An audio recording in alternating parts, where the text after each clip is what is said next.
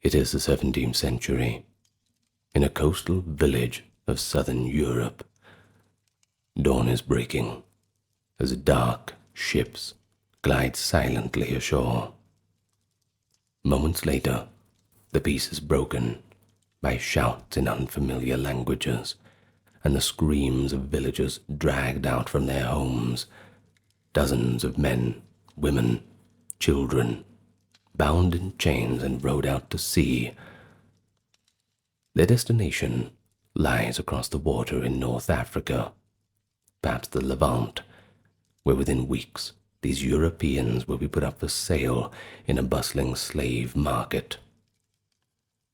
For centuries, this was a common scene. As European ships carried enslaved Africans to the Americas, a parallel horror was unfolding.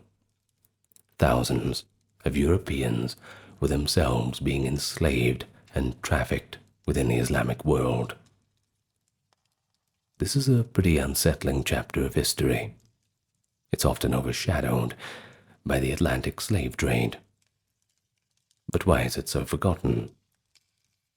Perhaps it is because it complicates the usual narratives of Europeans solely as colonial oppressors. Whereas here, we can see that Europeans were themselves victims of captivity and slavery on a massive scale. From the coasts of Ireland and Iceland to the Mediterranean and even the steppes of Ukraine, Islamic slave raiders struck terror into countless communities. And the experience of these captives were as diverse as the lands they came from. Some lived short, brutal ordeals of forced labor, dying nameless in a foreign land. Others survived years or decades, learned new languages and customs, and even in rare cases, rose to prominence in the society of their captors. It's from these people that we have our memoirs and testimonies, first-hand accounts of endurance and horror, and that is where we get our information from. It is through their eyes that we will see the slave markets of Constantinople and Algiers, the crowded slave barracks and galley ships, the desperate escape attempts, and the long efforts to secure freedom through ransom or daring flight. So come with me back to another disturbing part of history, if you have the stomach for it. First, let me welcome you though. If you are new to the channel, I give you a warm welcome, and I'll invite you to hit that subscribe button. If you want to leave a like and a comment too, that's at your discretion, but it's very good for the algorithm. You will get no ads in this video, by the way. A strict policy of the channel. We are sustained by the kind donations and support of those on Patreon and YouTube memberships. If you would like to become a member, or just check it out, well, you'll find all the links you need in the pinned comment and the video description. And thank you to those who checked out the merch store too. Lots of goodies on there to be found. Now, without further ado, let's get to our topic of the day.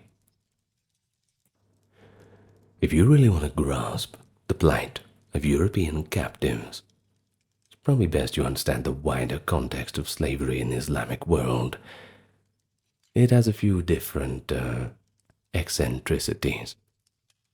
Slavery, of course, was a long-standing institution across the Islamic Middle East, North Africa, Central Asia. It stretches back to the establishment of Islam in the 7th century. And slavery itself, of course, well, that's a tale as old as time. Enslaved people in Muslim-ruled lands came from diverse origins. Africans from the south of the Sahara, Asians from India and Central Asia, and Europeans from the Mediterranean and beyond. Now, Islamic law, of course, they have their own set of that, as interpreted by most jurists, permitted slavery, but primarily restricted it to Muslims caught in a holy war, or at least their descendants. So in practice, this meant that throughout history, Islamic states could, and raiders often viewed surrounding non-Muslim populations as potential sources of slaves, whether those were animist Africans, Hindu Indians, or Christian infidels from Europe. It was all ripe for the picking. But crucially, the Islamic slave trade was multi-directional and long-lived. African men, women, and children by the millions were trafficked northward across the Sahara or eastward across the Indian Ocean to serve in North Africa, the Middle East, and Persia.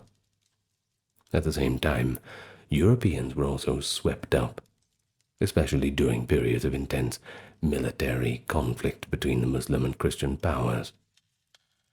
From the 8th through to the 10th centuries, the Umayyad and Abbasid caliphates eagerly purchased or captured slaves of European origin. Eastern European slaves, particularly Slavic peoples from the regions of around the Black Sea, were so common in medieval Arab markets that the Arabic word for slave, sakaliba, was often used to specifically mean Slav or European. And of course, we all know where the word Slav comes from. Viking raiders and merchants exploited this demand by conducting their own slave raids in Europe's north and east, and selling captives to Muslim buyers in places like Al-Andalus, that is Islamic Spain, or even the Emirate of North Africa. Now it's a pretty startling fact that some of the wealth of the Viking Age Scandinavia was built on the backs of enslaved Slavs and other Europeans delivered to Islamic lands. This early medieval trade laid that groundwork for an awareness in the Muslim world that white slaves from the north could be a very valuable commodity. Moving on to medieval warfare between Christendom and Islam, but that also generated its share of captives. During the Crusades, thousands of European crusaders and settlers in the Levant were captured by Muslim forces. Some high-ranking captives, knights or nobles, might hope to be ransomed back to their families, but common soldiers and camp followers often met a more grim fate. Slaves in cities like Cairo or Aleppo. Likewise, when Muslim Spain warred with its Christian neighbors, each side routinely enslaved prisoners of war. In the 12th century, for instance, the Almohad caliphs of North Africa and Spain took so many Christian captives that slave markets in Cordova and Marrakesh were periodically glutted with European slaves. So much of a supply that, well, they had to make them cheaper just to sell them off. Contemporary chronicles note these events without much surprise. In an era where slavery was a normal outcome of conflict, a defeated European could indeed find himself sold in a bazaar over in the Maghreb, just as a defeated Muslim might be sold in Lisbon or Marseille. Once again, people giving as good as they get. Yet, beyond the battlefields and the military frontiers, things get a little bit interesting. Those shadowy incursions that brought European slaves into the Islamic world. Piracy and raiding, they were rampant in the Mediterranean. Arab and Berber pirates operating from bases in the Mediterranean islands and North Africa preyed on Christian shipping all the way back in the 9th century. In some cases, they even established semi-permanent outposts on European soil. There is one notorious example, Fraxinetum, a Muslim pirate stronghold in Provence, southern France in the 10th century. From that base, bands of raiders ranged deep into France, Switzerland, Italy, abducting villagers and pilgrims traveling to Rome. Monastic records from the Alps in the 920s lament how bands of Saracens, as the sources call them, would ambush travelers, carry them off, and demand ransoms. Well, if they didn't get the ransoms, they would simply sell them into distant slavery themselves. Such attacks spread fear and led to some communities fortifying their churches, or even paying tribute to the pirates just so they would leave them alone. By the late Middle Ages, European captives could be found in many corners of the Islamic world. Italian merchants of cities like Venice and Genoa were deeply involved in the Black Sea trade in slaves, many of whom were Slavic or Caucasian peoples. These captives were often funneled to the slave markets of the Ottoman Empire. In Ottoman Constantinople, that is, Istanbul, the imperial capital that straddled Europe and Asia, a cosmopolitan array of slaves was always on hand. European women, especially those of Circassian, Georgian, or Slavic origin, were highly prized as concubines in wealthy households and the Sultan's very own harem. European boys might be taken in war, or by their infamous devshirme system, excuse my Turkish there, if that is Turkish, I believe it is, the child levy in our tongue in the Balkans. Then they would be, of course, raised as elite soldiers, the janissaries, or at least as household eunuchs and servants. And of course, the qualification to become a eunuch that's quite a painful process. These boys technically became slaves of the Sultan, though in time they could wield great power as soldiers and officials. One could argue that the Ottoman Empire was partly built on an engine of slavery that drew in human capital from across its frontiers, including Europe. In Ottoman service were countless converts and former captives. For example, Grand Vizier Sokulu Mehmed Pasha, who ruled the empire in the 1560s, had been a Christian boy taken from the Balkans. Likewise, the fearsome Mamluk guards of earlier Egyptian sultans had included many Frankish European slaves alongside the more common Turkic and Circassian ones. Thus, long before that era of Columbus, or the Enlightenment, Europeans in captivity under Muslim masters was nothing new. What changed after 1500, however, was the sheer scale and reach of slave raiding, as both European and Islamic civilizations expanded their conflicts and contacts. As Spain, Portugal, and other powers pushed Islamic kingdoms out of Iberia and seized footholds in North Africa, the Mediterranean borderlands ignited into cycles of both raids and counter-raids. And it's here that we see the famous rise of the Barbary Corsairs, whose slave-taking expeditions would terrorize European coasts for centuries. At the same time, on Europe's eastern frontier, the Crimean Khanate, a vassal of the Ottomans, was unleashing mounted raiders to capture tens of thousands of people from Poland, Ukraine, and Russia.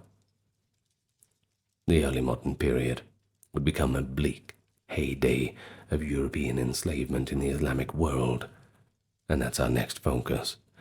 But before we do get into those regions in detail, keep in mind the bigger picture. In the Islamic slave trade, European captives were a minority compared to the vast numbers of African and Asian slaves, simply because Africa and Asia were closer.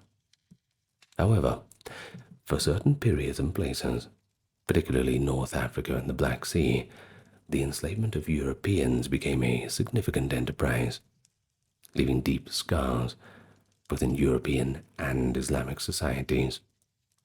And for the captives themselves, of course, it was a life-altering, and often life-ending, ordeal of suffering, adaptation, and, surprisingly, occasional hope. By the 1500s, the Barbary coast of North Africa, that is, by the way, the stretch roughly between Morocco and western Libya, going through Tunisia, Algeria, that sort of thing.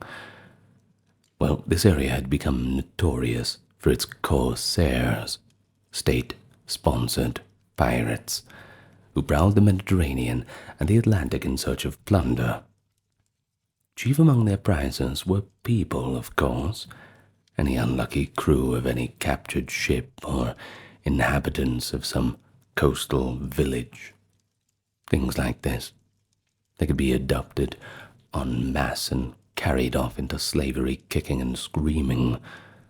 The port of Algiers, Tunis, Tripoli, and Salé swelled with captives of all nationalities, Spanish peasants from Valencia, Italian fishermen from Sicily, Greek islanders too, even Dutch, English, Irish, Icelanders from far northern shores, a mix of everything.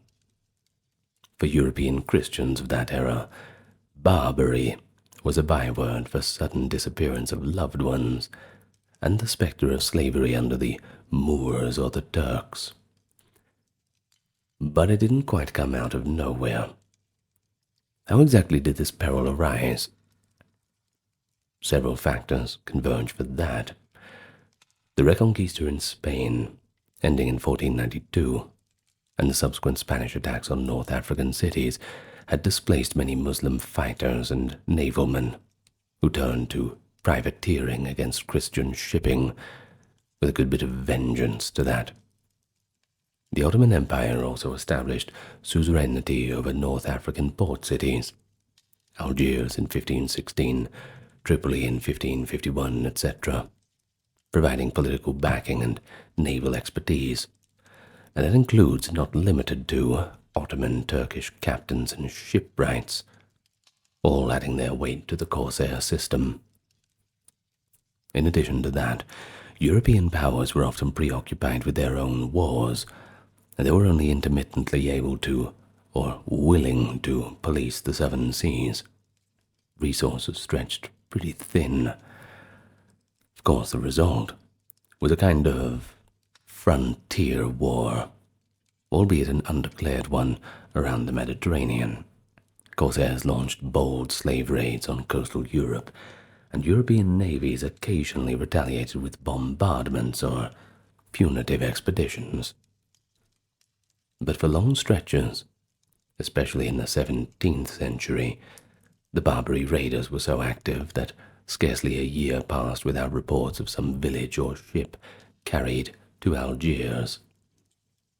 The experiences of those taken were unpredictable.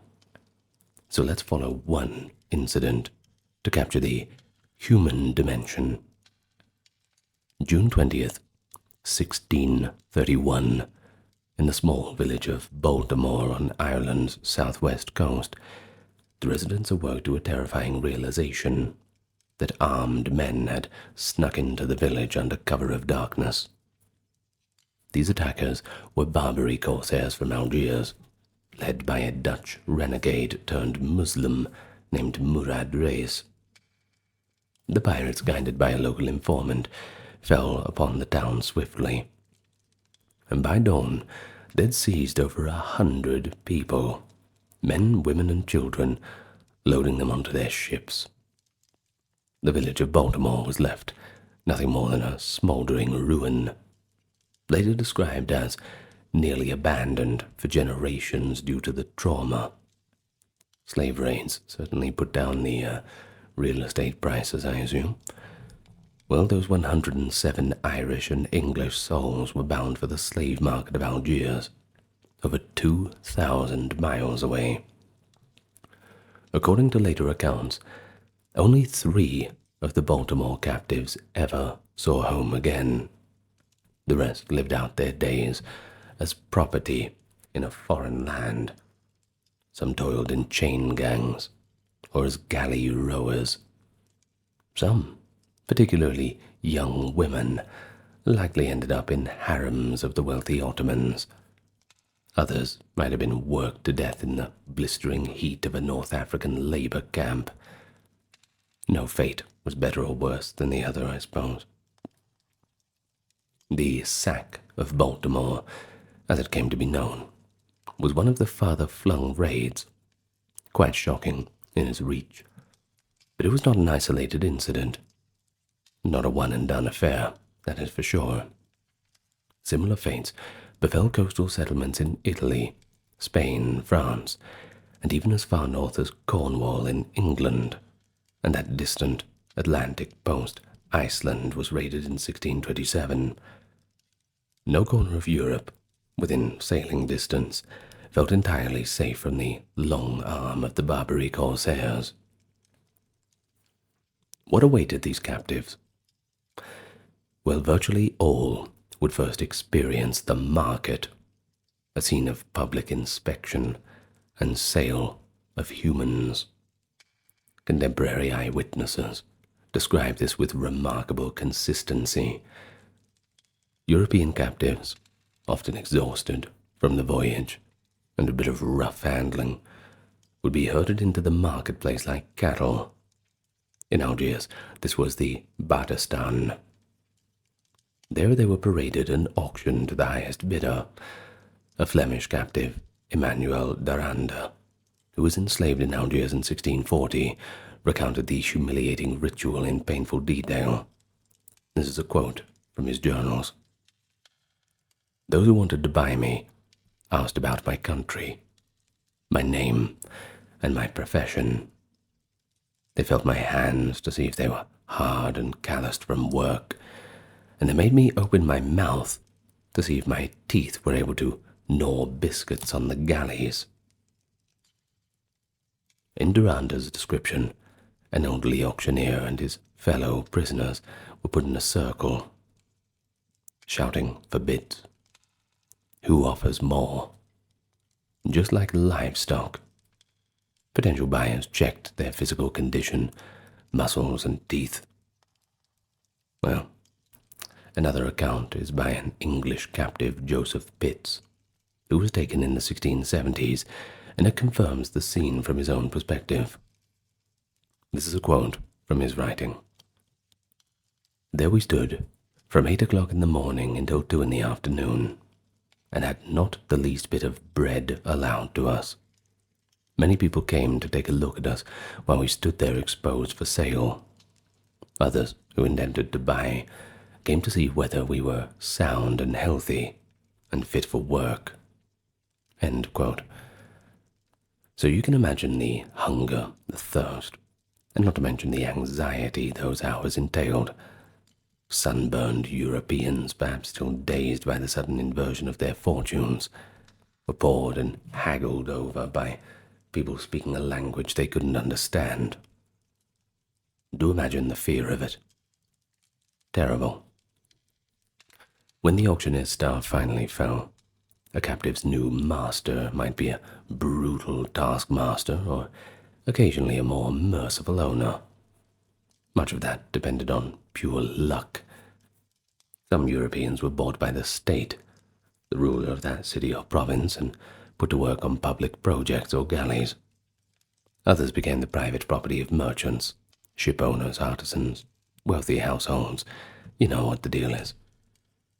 In Christian Europe at the time, slavery, aside from serfdom of course, was nearly extinct. So most captives came from a life of relative personal freedom. Now, suddenly, they experienced the full weight of chattel slavery, being legally an object that could be bought, sold, and traded at a master's whim. No rights, and often subject to corporal punishment.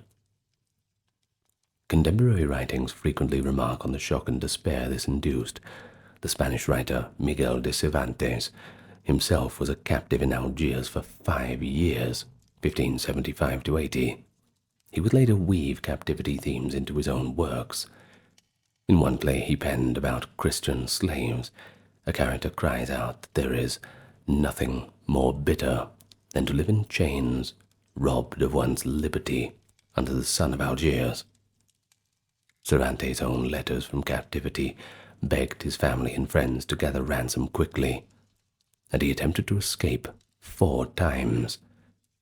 He also failed 4 times and suffered brutal beatings. Now, this experience was far from unique.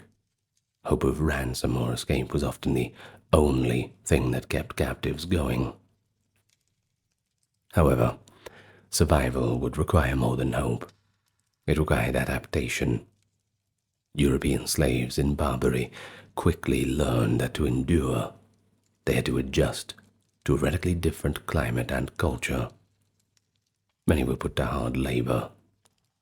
North African rulers had an insatiable need for manpower to build fortifications, harbors, and palaces, as well as to row the oar-powered galleys that served as warships. Christian slaves filled those roles. They were held at night in bagnios, that is, prison barracks, under guard, and by day they were sent out in work gangs. The American sailor John Foss, captured by Algerians in 1793, wrote a detailed journal of his years in bondage.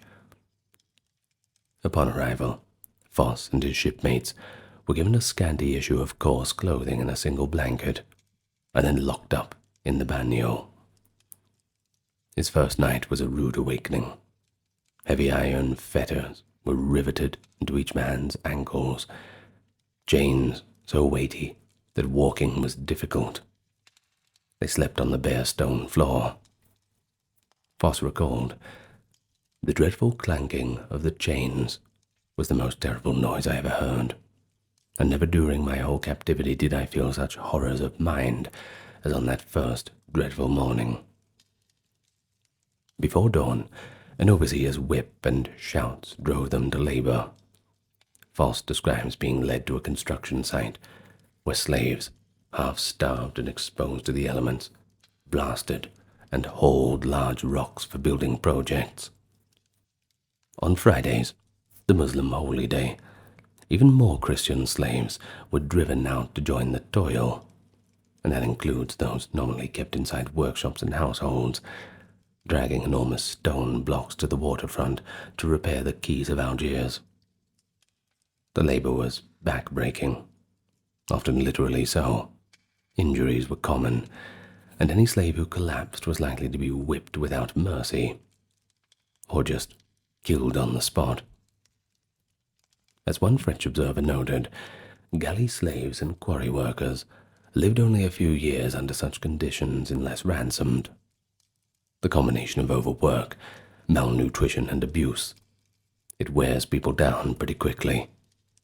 Even the toughest of men, they can't stand it for long. But of course, not everyone was consigned to brute labor. The more skilled, or perhaps luckier, might be assigned to indoor or skilled tasks. Some became servants in their master's household, tending gardens or cooking. European women and children in particular were seldom put to heavy labor. Not much of a point. Instead, they were absorbed into homes as domestic servants or forced concubines. There are records of French and Italian women who, after many years in captivity, could speak Arabic or Turkish and had raised children in the local culture. Sometimes, of course, children born of violent circumstance, other times of reluctant concubinage that grew into a kind of accepted norm. A few attractive or talented captives even ended up in the elite households.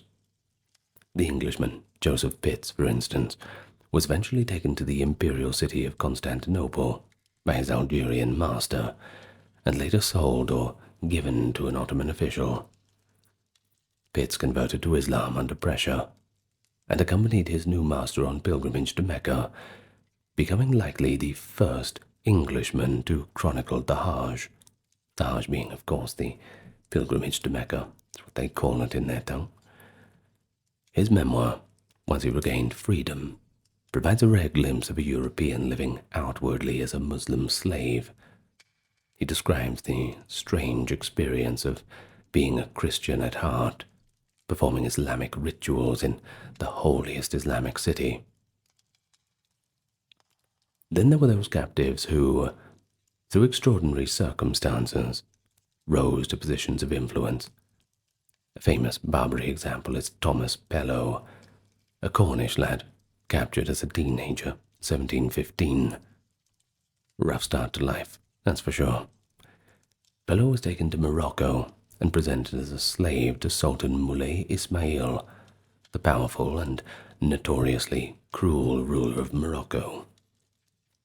At first, Pellow was treated harshly, beaten and tortured when he initially refused to convert to Islam. The Sultan's son kept him in chains and subjected him to bastinado, that is, beating the soles of the feet, until Pellow, half dead, relented and embraced Islam just to end the torment. He later wrote that his conversion was superficial, a coercive act, just to save his life. But because Pellow converted, he was not eligible for ransom by European envoys. Effectively, he'd sealed his own fate in Morocco. This grim twist, however, also opened a few new doors. Sultan Moulay Ismail, always in need of loyal servitors, educated Pellow in Arabic and eventually made use of him in the palace guard. Pellow's intelligence and youthful bravery impressed the Sultan. Over years he was entrusted with commanding other slave soldiers and even married off. The Sultan arranged a marriage for him to a local woman. Thanks, I guess. Well, Pellow learned of the customs of his new court, and also how to navigate the Sultan's volatile temper. Now, there is one startling incident recorded in his memoirs. Pellow was guarding the royal harem when the Sultan himself came unexpectedly. Adhering to protocol, Pellow initially refused entry. He fired a warning shot and declared that the Sultan must be an impostor, because the true Sultan would respect his own rules. Well, the Sultan, infamous for executing slaves at whims, was enraged, but also strangely impressed by Pellow's audacity and strict loyalty to orders. So instead of punishment, Pellow earned a measure of respect for this act. Now, if that's not a stroke of luck, I don't know what is. Certainly got away with that one, didn't he? Stories like Pellow's, however, certainly show that under highly unusual conditions, a European slave could assimilate enough to survive and even prosper in an alien society. However, cases like this were quite exceptional. For each Thomas Pellow who managed to navigate those treacherous currents of a sultan's court, there were thousands of others, nameless and lost, who perished under the lash. The culture shock for European captives was enormous. Not only were they torn from their homes and families, but they found themselves in an Islamic society with unfamiliar language, religion, dress, and general social norms. Masters often encouraged or forced conversions to Islam.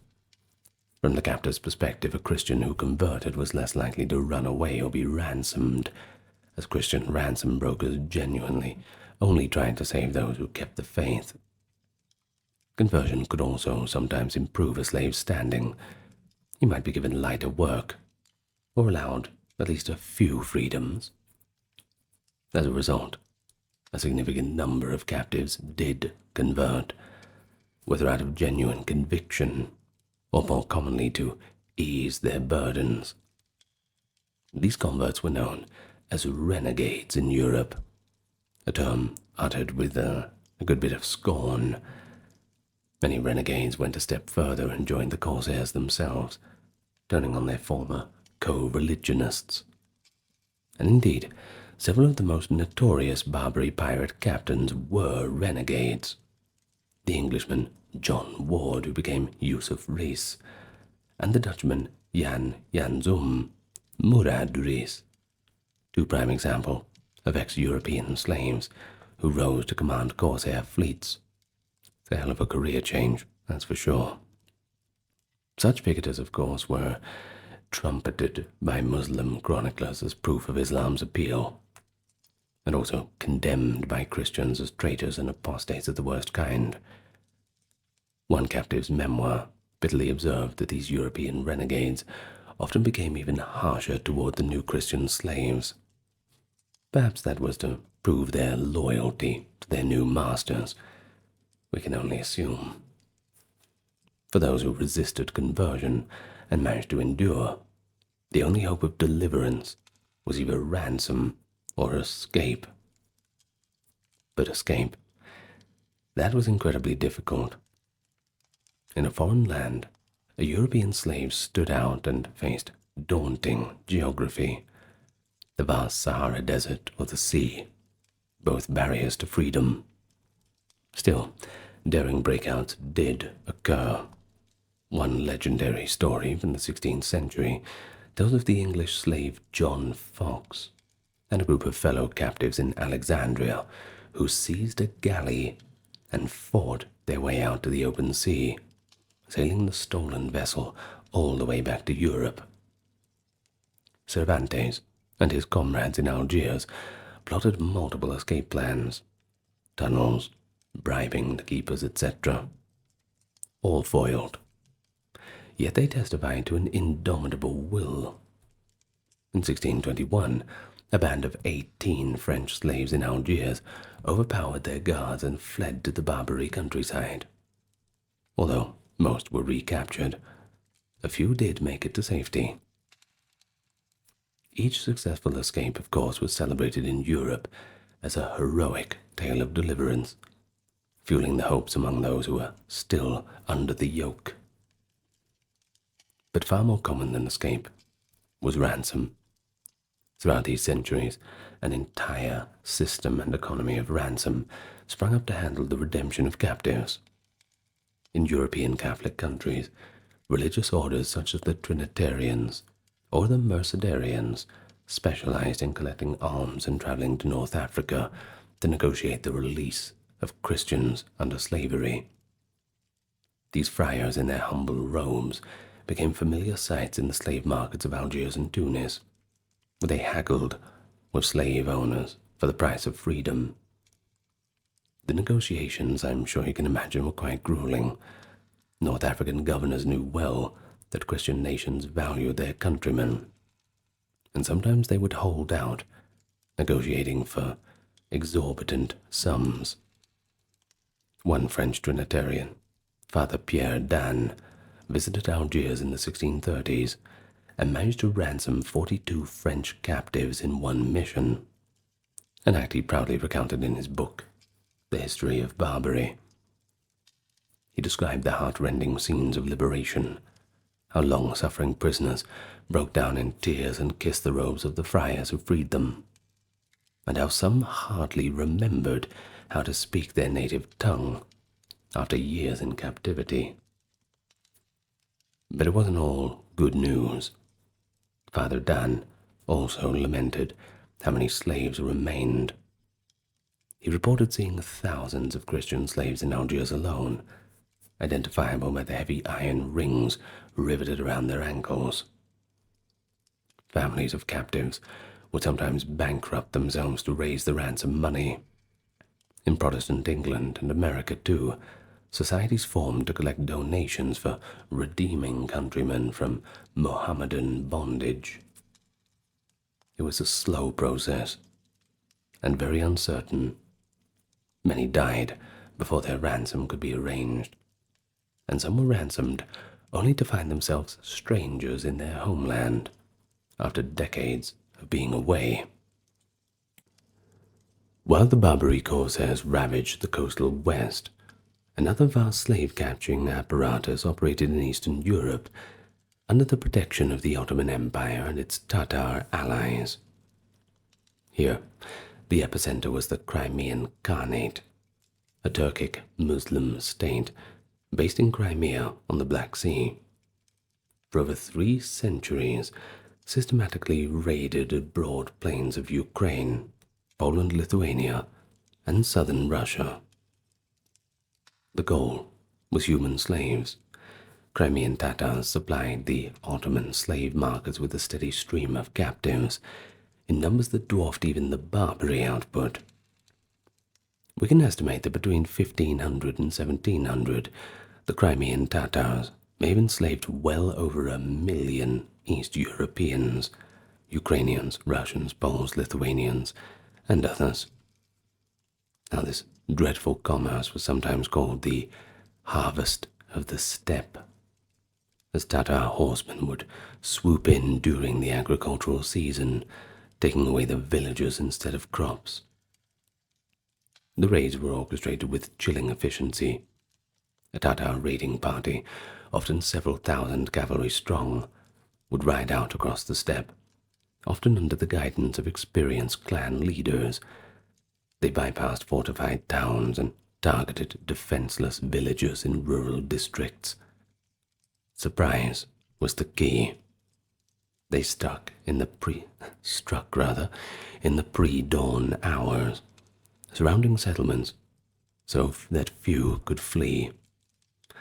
Homes were torched, resistors were killed, and entire populations were rounded up like animals. A 17th century Polish memoir describes how border villagers, hearing the thunder of hoofs, would ring bells and light signal fires to warn others. Often the warnings came too late. The Tatars would sweep up the plain, capturing anyone who they could lay hands on, from little children all the way to the elderly. Everything could be sold for a price. But those deemed too frail, or sometimes dangerous, were sometimes just killed on the spot. One observer, Baron Sigismund von Urbanstein, visiting Moscow in the 1500s, recounted a particularly horrific detail.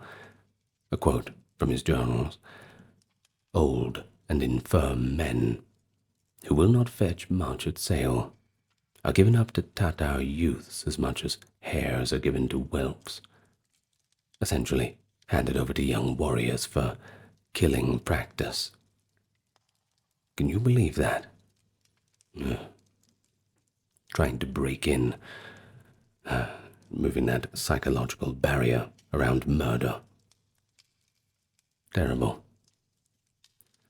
Well, all that cruelty was just a byproduct of a ruthless calculus. Only captives who could endure long enough and fetch a good price were worth taking. Once gathered, the captives, now slaves in all but name, were yoked or chained in long lines, and force-marched southward to Crimea. The trek itself was a deadly gauntlet. Many captives, especially children and the elderly, collapsed from exhaustion or hunger along the way, or just fell ill and died on the spot. Tatar raiders, moving quickly to avoid interception by Cossacks or other forces, could not afford slow progress.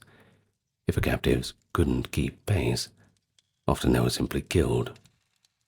The road of captivity was littered with bodies of those who just didn't make it. Accounts at the time mentioned that nursing infants, inconvenient for travel, were sometimes taken from their mothers and dashed against a tree, or left behind to die, a merciless kind of solution to keep the caravan efficiently moving. One Crimean chronicler noted pragmatically that only about half of those initially captured typically survived to reach the markets. The rest perished along the way.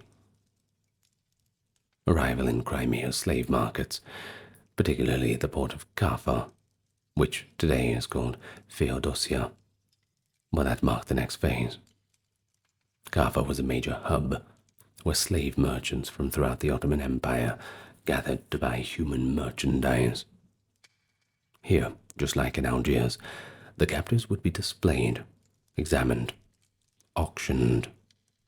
Women and children were in especially high demand for domestic slavery or as concubines. In fact, the Eastern trade had a notable gender skew. Perhaps 2/3 of the slaves sold in Ottoman markets from Crimea were female, since Ottoman harems and households prized female servants. There was constant demand for young women. Prices reflected that too. A healthy teenage girl might fetch 2 or 3 times the price of an adult male laborer. Families were often split up at this point.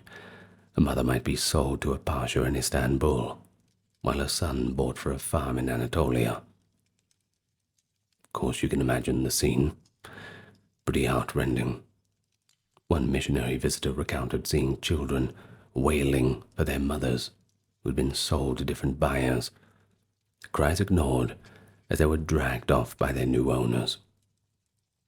A human tragedy on a massive scale, repeated again and again over centuries of Tatar predation.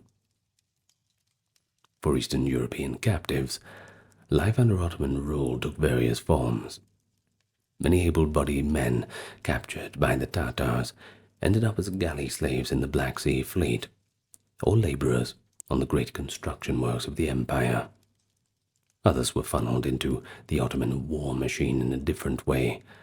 Some young boys, if not already Muslim, might be force-converted and recruited into the ranks of the Janissaries, though officially the child levy was separate. Wartime captives could be similarly utilized. European women were absorbed into Ottoman society, often as household slaves or concubines, and indeed some of the Sultan's own wives and favorites were of European or Slavic origin. The most famous case being Hurrem Sultan Roxelana, the beloved wife of Sultan Suleiman the Magnificent, who was originally a Ukrainian or Polish girl captured around 1520. Renamed and educated in the harem, Roxelana rose from slavery to become arguably the most influential woman in the empire. While her story is exceptional, it shows that a significant portion of the Ottoman's elite servant class were once European slaves. The palace school even included pages of European origin, often war captives who could ascend to high office after years of loyal service. For the average Slav or Polish peasant sold in an Anatolian market, such charmed rise was quite a fantasy. Most lived and died with much less fanfare, assimilated into the mass of the empire's slave population. Some eventually gained their freedom. Ottoman law encouraged manumission after years of service, and a Muslim master might free a slave as an act of piety, especially if the slave had converted. Those who did not convert to Islam in captivity sometimes clung to their Christian faith in secret.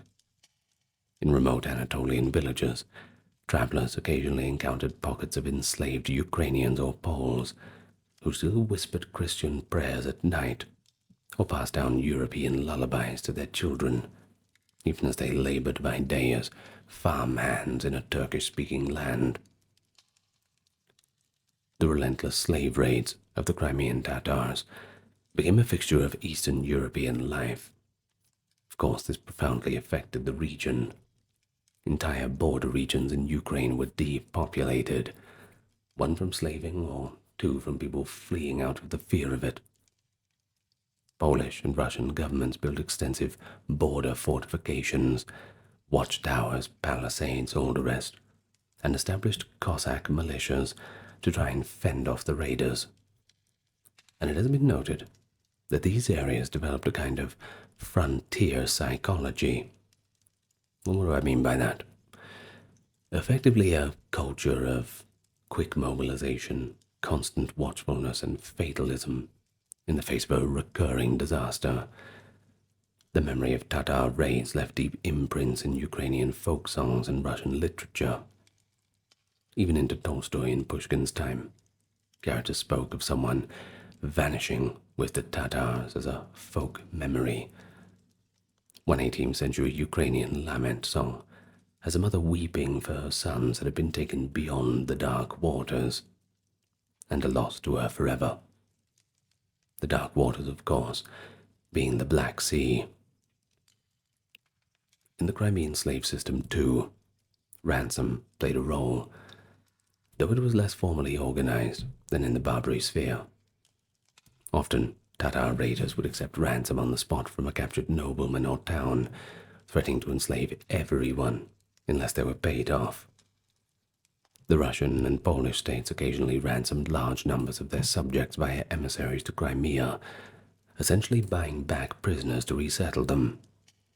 But just as often, the captives disappeared into the Ottoman domains, beyond the reach of any rescue.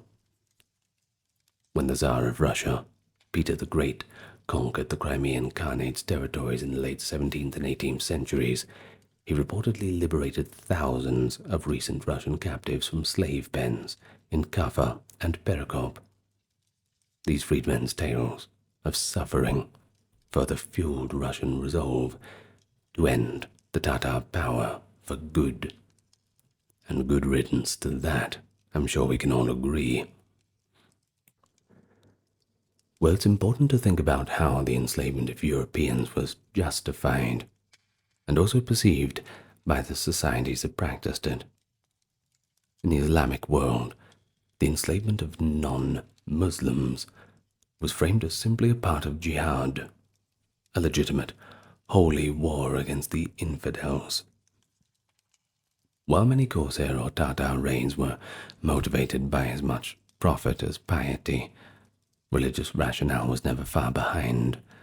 A telling moment occurred in 1785 when American envoys in London, including Thomas Jefferson, by the way, confronted the Tripolitan ambassador and demanded to know what right the Barbary states seized and enslaved citizens of countries that had done them no harm. And the envoy answered, as later reported to Congress, in a chillingly blunt way. It was, quote, written in their Koran that all nations who didn't acknowledge the Prophet were sinners. It was their right and duty to make war upon them wherever they could be found, and to make slaves of all prisoners taken. Well, that's pretty much it, isn't it? You can't get more clear than that. In other words, from the Barbary Corsairs' perspective, all Christian sailors were essentially fair game, unless their country had secured a peace treaty, usually by paying tribute. This ideological stance that enslavement of infidels was divinely sanctioned provided a convenient moral cover for what was, at base, a lucrative business. The notion of reciprocity, that Muslims could not be enslaved by Christians too, was ignored or seen as an additional reason for vengeance. While North African Muslims often pointed out how Spain and Portugal had, during the Reconquista, enslaved defeated Muslims or expelled them, and how the shoe was basically just on the other foot. And the Corsairs, well, they considered themselves as instruments of retribution and defense. In Europe, the impact of these depredations went beyond personal tragedies. It left a mark on literature, politics, and art. The theme of white slaves in Africa became a popular subject in adventure stories and theatrical plays. In Spain, the Golden Age playwrights, including Cervantes and Lope de Vega, wrote so-called captivity plays, reflecting the cultural preoccupation with Barbary. And back in England, reports of Barbary enslavement stirred up public sentiment and even influenced foreign policy. The English term Barbary Coast became synonymous with lawless cruelty in the public imagination. 17th century sermons rallied against the Turkish menace, as they called it, and implored congregations to donate arms to free the captives. In the American colonies and the early United States, the capture of sailors by Barbary pirates and the subsequent ransom demands became a political issue that helped forge an early sense of American identity in opposition to the old world tyranny. In fact, one of the first major military actions of the United States was the Barbary Wars, 1801 to 1805, and later on again in 1815, where the young U.S. Navy was sent to the shores of Tripoli to stop the piracy and free American captives. This sense of outrage was encapsulated by the motto, "Millions for defense, but not 1 cent for tribute," a defiant cry that reflected a broader Western resolve growing in the early 19th century to put an end to the enslavement of their citizens. Culturally, the presence of European slaves in Muslim lands also led to curious exchanges. Europeans who lived years or decades as slaves inevitably absorbed aspects of their captors' culture. Some returned home wearing Turkish or Moorish dress, speaking Arabic or Turkish fluently, amazing their countrymen with tales of Ramadan feasts, camel caravans, and even pilgrimages to Mecca. These returnees were living bridges between worlds, albeit bridges forged in suffering. Their memoirs introduced Western readers to the details of Islamic daily life, religious practices, and governance. All these things otherwise would have been very little known. For example, the English slave Joseph Pitts provided one of the first reliable descriptions of the Hajj and life in Arabian cities to the European audience when he published his narrative. Such works fed a growing curiosity, and often a fearsome image of the Muslim world in the European mind.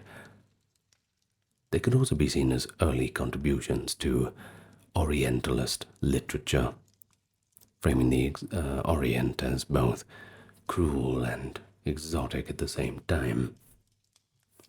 Meanwhile, in the Islamic world, especially North Africa, the constant influx of European slaves left its own subtle imprint. European artisans and craftsmen sometimes applied their skills in captivity, for instance building fortifications, making weapons, training horses, and a few North African industries like gunnery or maritime technology. They all benefited from their expertise. The presence of so many foreign slaves also meant that cities like Tunis and Algiers were surprisingly polyglot. Travelers in the 1700s Algiers remarked that one could hear Spanish, Italian, Greek, English, Dutch, all being spoken in the slave quarters. Some European slaves, as noted, embraced Islam and stayed on, effectively assimilating. Their descendants disappeared into the local population, though occasionally a European surname slightly adapted to Arabic, like Morano or Reis. It might hint at a renegade ancestor. Well, by the late 18th and early 19th centuries, the practice of enslaving Europeans in the Islamic world was finally drawing to a close, but not without violent death convulsions, if we're going to put it that way. Well, several developments converged to end it. Firstly, the balance of power between Europe and the Islamic powers shifted dramatically. The Ottoman Empire and the North African regencies, that being Algiers, Tunis, and Tripoli, grew militarily weaker, just as European navies and armies grew stronger. The once dreaded corsair fleets of Barbary couldn't stand against the modern frigates and ships of the line that Britain, France, and others now deployed. European nations became less willing to pay tribute for peace, and more inclined to just, well, blow them up instead. It's cheaper, I suppose. Secondly, changing attitudes played a role. The late 18th century saw the rise of the movement to abolish slavery in European societies, focused on ending the Atlantic slave trade. The abolitionist spirit also decried the enslavement of Christians abroad. Public opinion, especially in Britain and America clamored for a definitive end to the Barbary Corsairs' predations. The outrage that once had remained impotent had now the backing of battleships and marines. Concrete action soon followed. In 1816, the British Royal Navy, joined by Dutch vessels, launched a major assault on Algiers under Admiral Lord Exmouth. This expedition bombarded the city for hours with overwhelming firepower. The Dey of Algiers, shocked by the destruction, quickly capitulated. One of Exmouth's terms was the immediate freeing of all European captives in Algiers. Over 3,000 slaves were liberated as a result, and the Dey formally promised to cease enslaving Christians. And they say there are no just wars. I can think of a few. Though Algiers would later lapse and need further interventions, the spell of Barbary invincibility was broken, and over the next decade, similar pressures were applied to Tunis and Tripoli to abandon the practice. Meanwhile, the United States, as I've mentioned, had already fought the Tripolitan War, 1801-05, and a second campaign in 1815 to compel the Barbary states to leave the American shipping canals alone, essentially asserting that the age of paying bribes was over. These conflicts, though pretty small on the scale of later wars, marked the first U.S. military engagements overseas and entered the American law. To the shores of Tripoli, from the Marine hymn, refers to this, by the way. They also inspired Europeans to see that resolute action could end what some had just deemed to be a perpetual menace. Back in Eastern Europe, the change actually came earlier. The Crimean Khanate was defeated and annexed by the Russian Empire in 1783. With the fall of Crimea, the Tatar slave raids stopped once and for all. Catherine the Great and her successors integrated Crimea and imposed order. The vast slave trade from the steppe dried up virtually overnight. The Black Sea slave markets, which had once thrived on Slavic flesh, now had only to rely on other sources. Caucasian slaves, for instance, until those too were banned in the mid-19th century. Russia even extracted from the Ottoman Sultan a promise in the 1774 Treaty of Küçük-Kaynarca to stop the practice of enslaving Russian subjects, not suspects. Well, in reality now, some captives did remain in Turkey, and now the Russian government could negotiate their return through diplomacy. The final formal blow to the Barbary slavery trade came in 1830, when France invaded and took over Algiers. The French justification, in part, was to end piracy and slavery, though certainly imperial ambition and politics were other motivators. With Algiers under European control, and Tunis and Tripoli effectively cowed and soon colonized, the centuries-old Barbary Corsair system was effectively finished. Likewise, the Ottoman Empire, bowing to international pressure and its own reforms, officially banned the capture or trading of white slaves by the mid-19th century, by then also working to curtail the African slave trade. The Islamic world was entering a new phase, where the old normative acceptance of slavery was increasingly untenable, especially in the face of Western influence and internal change. For the surviving European slaves, these changes sometimes meant abrupt freedom. One can only imagine the adjustment required for, well, let's just say an English man who's suddenly been enslaved in Tunis for 25 years. All of a sudden, he gets told he can just go home. Some, having lost their language and family ties, might have felt adrift. In a few recorded cases, Liberated slaves even chose to stay in North Africa, especially those who had converted and started families there. But the majority of them were joyously repatriated. Western travelers and naval officers in the 1820s recounted emotional scenes of former slaves being reunited with their homelands. There were also tragic anecdotes. A few freed captives returned only to find that their spouses had remarried, or their parents had died, never knowing their fate. But as the 19th century progressed, the memory of European enslavement in Islamic lands began to fade into history. It left behind a legacy of literature and folklore, from rousing adventure novels to cautionary tales told in seaport taverns.